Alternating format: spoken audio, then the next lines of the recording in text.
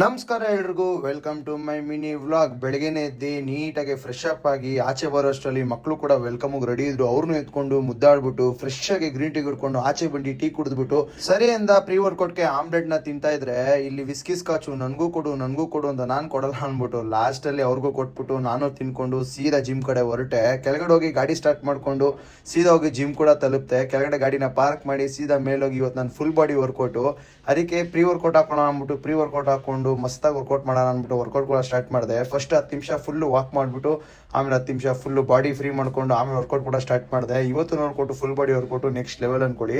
Workout ಮುಗಿಸ್ಕೊಂಡು protein shake ಕುಡ್ಕೊಂಡು ಸೀದಾ ಮನೆ ಕಡೆ ಹೊರಡೋಣ ಅಂದ್ಬಿಟ್ಟು ಲಿಫ್ಟ್ ಹತ್ರ ನಿಂತ್ಕೊಂಡ್ರೆ ಕರೆಂಟ್ ಬೇರೆ ಹೋಗ್ಬಿಟ್ಟಿತ್ತು. ಇವತ್ತು ಫುಲ್ 4 ಫ್ಲೋರ್ ಇಳ್ಕೊಂಡು ಹೋಗಿ ಗಾಡಿ ಎತ್ಕೊಂಡು ಸೀದಾ ಮನೆ ಕೂಡ ರೀಚ್ ಆದೆ. ಮನೆಗೆ ಹೋಗಿ ಫಸ್ಟ್ ಮಾಡಿದ ಕೆಲಸನೇ ಬೀಟ್ರೋಟ್ ಜ್ಯೂಸ್ ಮಾಡೋಣ ಅಂದ್ಬಿಟ್ಟು, ಯಾಕಂದ್ರೆ ತುಂಬಾ ದಿವಸ ಆಗಿತ್ತು ಕುಡಿದ್ಬಿಟ್ಟು.